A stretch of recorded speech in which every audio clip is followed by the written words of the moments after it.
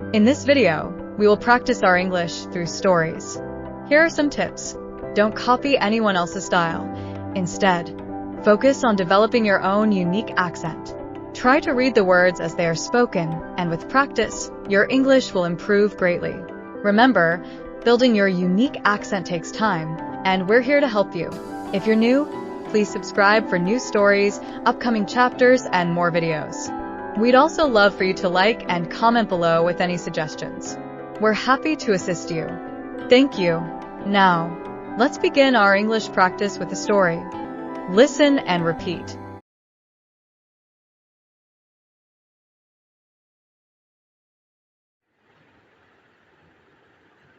The stranger at the cafe. In a quiet corner of the city, there was a small cafe hidden from the rush of everyday life. It wasn't a place that attracted much attention, but those who wandered inside always stayed longer than they expected.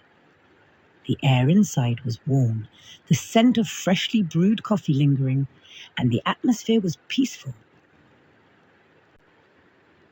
As if time slowed down once you stepped through the door, Mia, a woman in her mid-30s, was a regular visitor. She came here every evening after work, always choosing the same table by the window. She enjoyed watching people pass by, their faces reflecting their busy lives while she sipped her coffee in silence. Mia didn't mind being alone. In fact, she preferred it. Solitude had become a familiar companion. One evening, as Mia sat by her window, a stranger entered the cafe. He was a tall man, with a calm yet mysterious air about him. His clothes were simple, yet there was something striking in his presence. Without looking around, he walked straight to the counter, ordered a coffee, and then, much to Mia's surprise, he chose the seat directly across from her. "You seem like someone who enjoys quiet places," the man said, his voice low but clear. Mia hesitated before answering. "I do. This cafe feels different, peaceful." He nodded, taking a slow sip of his coffee. "I can see that. Sometimes we find peace in the most unexpected places." There was a pause. Mia wasn't sure if she wanted to continue the conversation, but there was a warmth in his tone that made her feel at ease. "What about you?" Mia asked, surprising herself. "Do you come here often?" The man smiled slightly. "No, this is my first time here. But I was drawn to it, as if something was telling me to stop and rest."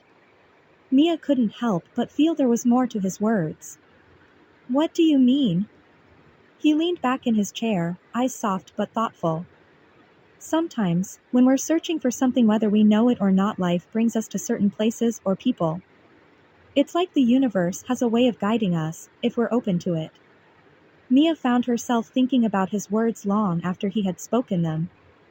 She had always believed in routine, in controlling her life, yet she couldn't deny the strange sense of calm that settled over her when she was here, in this cafe, speaking to this stranger. "So," she said, her voice quiet now, "do you believe we're all searching for something?" The man's gaze grew distant for a moment, as if he were searching for an answer himself. "I think we are. Some of us search for purpose, others for love, or maybe even for a sense of belonging. But whatever it is, I believe the search never really ends. It just changes." Mia nodded, the weight of his words settling into her thoughts. She had been searching, too, though she didn't realize it until now. Searching for meaning, for something more than the everyday cycle of work, coffee, and solitude. As the evening deepened, the stranger stood up to leave. He placed a few coins on the table, and with a soft smile, he said, "Perhaps we'll meet again, in another place, another time. Until then, keep searching." And with that, he left the cafe, disappearing into the quiet streets beyond. Mia watched him go, feeling both a sense of loss and a strange hope. The cafe seemed quieter now, but the words he had spoken lingered in the air. Mia sat there for a long time, gazing out the window, thinking about the stranger and the unexpected conversation they had shared. She realized that maybe, just maybe, she was ready to stop watching life pass by and begin searching for what truly mattered to her. The next day, Mia returned to the cafe, as she always did. But this time, as she sipped her coffee and watched the world outside, she felt something new inside her, a sense of curiosity, of wonder. And for the first time in a long time, she smiled, ready for whatever the world would bring her next.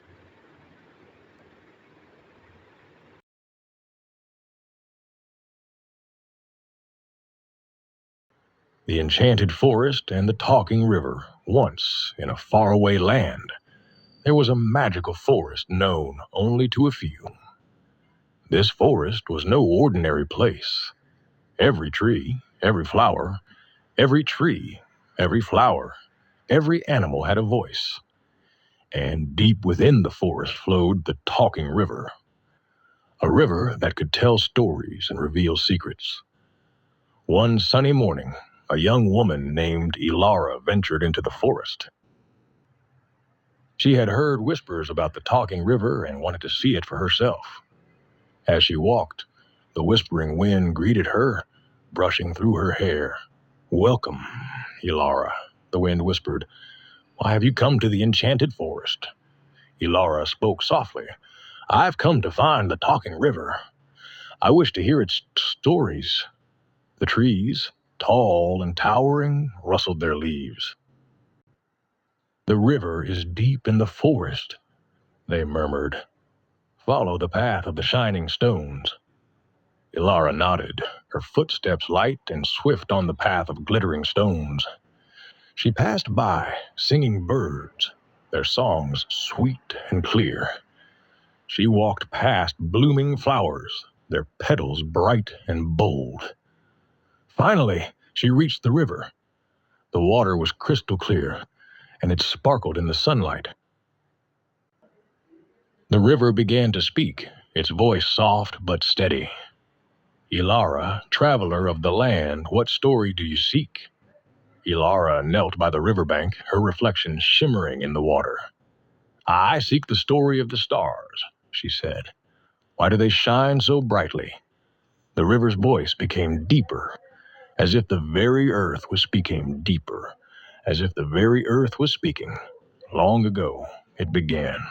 The stars were not in the sky. They were hidden gems, buried in the heart of the earth. But one night, the queen of the night danced across the sky, her movements so graceful that they shook the ground. Ilara listened closely, her eyes wide with wonder. The gems were lifted from the earth, and they flew into the sky, scattering across the heavens. They shone so brightly that they lit up the entire night.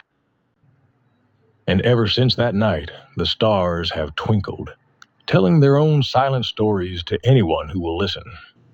Ilara smiled, her heart full of magic and light. "Thank you, wise river," she whispered. "Your story is beautiful."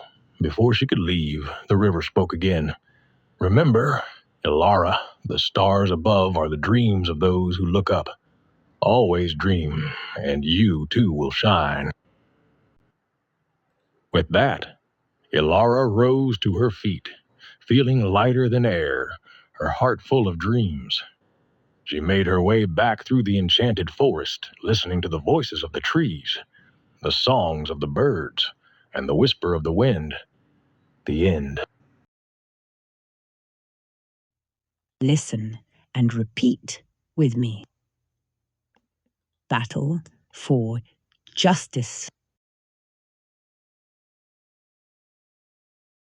Illusim Veloria continent, a land where power dictates survival and destiny. Stretching trillions of light years away in a universe governed by entirely different laws of nature, this place is home to both humans and magical beasts, each striving to ascend through ancient methods of cultivation, absorbing the raw power of chi directly into their bodies. Cultivators on Illusim Veloria practice the absorption of chi method, a technique as old as the world itself. The chi they gather colors their internal energy differently depending on their bloodlines and unique attributes. And there are 10 levels of cultivation, each representing a different stage of mastery. 1. Chi disciple 2 Dew warrior 3 Dew king 4 the king of fighters 5 emperor 6 5 emperor 7 fetters celestial king 8 immortal emperor 9 saint emperor 10 overlord emperor. On this continent, survival is a ruthless game of power. Everyone is focused on becoming stronger, seizing precious resources, and searching for the legendary heaven and earth treasures that can accelerate their cultivation. Greed drives the constant wars, raids, and destruction as factions vie for dominance. Blood flows freely in the quest for supremacy. The air on Illusum Veloria hums with tension, laden with the weight of ancient legacies. It is a continent where only the strongest thrive, and the weak are mere dust in the wind, scattered by the might of those at the top. The upper clans, dominant and regal, rule with iron fists over vast territories. Their names are whispered in reverence or fear, as they control techniques passed down through the ages and possess bloodlines blessed by the very heavens. But even above these ruling clans, the superclans stand unchallenged. They are the lords of entire regions, their influence reaching to the farthest corners of their continent. Their control over powerful ancient arts and unimaginable resources is absolute. The land itself seems to bend to their will, as if even nature cannot defy them. They guard artifacts and techniques capable of shaking the very foundations of the world. Yet, beneath the surface, whispers of hidden forces grow louder. Hidden dragons and black horses move in the shadows, waiting to strike. They blend into the everyday, unseen and unnoticed, biding their time. These forces are mysterious and uncharted, like the calm before a storm, with the potential to overthrow the long-standing balance of power. In the far south of Illusum Veloria lies the great magical forest, a terrifying and mysterious place that its towering trees are said to be as old as the continent itself, their roots drawing from ancient wells of raw magic. The deeper one ventures, the more twisted reality becomes. Creatures of untold strength and ferocity dwell here, their very existence a testament to the forest's primal power. The core of this forest is a place of legends, an area where time, space, and life itself bend and warp. Many brave souls have entered its heart, lured by tales of treasures and ancient secrets, but none have ever returned. The core is rumored to hide an unknown power, a force so potent it could rewrite the very fate of the world. But it is said to be guarded by unimaginable dangers, where even the strongest warriors and cultivators meet their demise. The forest lives and breathes its secrets buried deep within its roots. A place where glory and ruin are separated by the thinnest of margins. Illusum Veloria is a continent constantly in flux, where power shifts like the tides, and ancient mysteries lurk around every corner. The strong rise, the weak fall, and in the shadows, hidden forces grow ever closer to revealing themselves. It is a place where ambition and greed fuel relentless conflict, and where the future is shaped by the unyielding pursuit of strength. Chapter 2, Lian Clan. In the southeastern border of the Illusum continent, where the rugged landscape met the expansive sky, lay the Lian Clan. Their main hall, a modest yet elegant structure, crafted from ancient timber, stood as a testament to their storied past. Intricate carvings adorned the walls, telling tales of bravery and legacy, while the flickering torches cast a warm glow that struggled against the encroaching shadows of doubt. At the head of the long, polished table sat Lien Mu, the clan patriarch. His face, usually a mask of calm authority, was marred by a deep furrow of dissatisfaction. The weight of his responsibility pressed heavily upon him, and his piercing gaze swept over the assembled elders, each one reflecting a tapestry of concern and apprehension. Elders, we must address the troubling developments concerning the Huzen clan. Lien Mu began, his voice steady but tinged with urgency. What has prompted their unprovoked attacks on our people? The first elder, a seasoned figure, with silver-streaked hair and wisdom etched into his features, leaned forward. Patriarch, it appears they are bolstered by support from a larger clan, emboldening their arrogance. After Huzen, their patriarch, broke through to Night King tier, their demeanor has changed drastically. A murmur of unease rippled through the hall, the elders exchanging glances that spoke volumes. The flickering flames danced in the shadows, mirroring the growing tension in the room. Lien Mu's expression hardened as he absorbed this news. Their arrogance poses a grave threat to us. If we allow this to continue unchecked, our clan may face dire consequences. An elder with a fierce spirit slammed his hand on the table, causing the polished surface to shudder. We cannot stand by as they trample our people.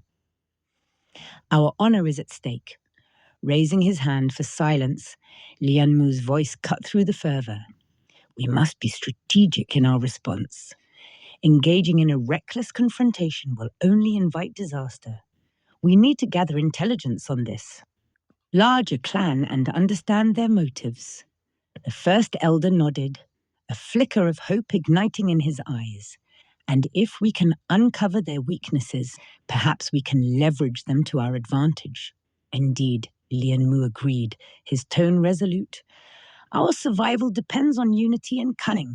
We shall strengthen our defenses and fortify our alliances, but we must do so with wisdom and caution. As the elders contemplated their patriarch's words, a sense of resolve began to weave through the hall, dispelling the shadows of fear. The flickering flames, once a symbol of doubt, now illuminated their path forward, reflecting the indomitable spirit of the Lien clan. Later that evening, after the tense meeting with the elders, Lien Mu returned to his ancestral home. As he stepped through the threshold, the weight of his responsibilities seemed to press down even more heavily. His gaze swept the room and landed on his wife, Liana, sitting by the window, softly illuminated by the warm glow of a flickering lantern. Her eyes, filled with both love and worry, met his, silently asking if there was any good news. Lien Mu sighed, but before he could speak, a burst of laughter drew his attention. His daughter, Lien Kia, dashed across the room, her tiny feet barely making a sound as she ran toward him. She jumped into his arms, her childlike joy filling the space with a fleeting moment of peace. Lien Mu held her close, burying his face in her soft hair. For a moment, all the burdens, all the fears melted away in the simple warmth of his daughter's embrace. As he looked at her innocent face, her wide, bright eyes, he felt the fierce pull of love and the unshakable determination that he would protect her, no matter the cost. She was his world, his reason to keep fighting. Liana stood and walked over, placing a gentle hand on his shoulder. "You've done all you can for now," she said softly, her voice soothing like a balm to his weary soul. Lien Mu nodded, but the fear lingered in his chest. He knew the storm was coming. The Huzen clan's ambitions could soon reach their doorstep, and yet in that small moment, He allowed himself the solace of his family's presence, vowing silently that he would fight until his last breath to ensure they were safe. "No one will harm you," he whispered under his breath, holding his daughter tightly, his voice barely audible as he made a vow to both his wife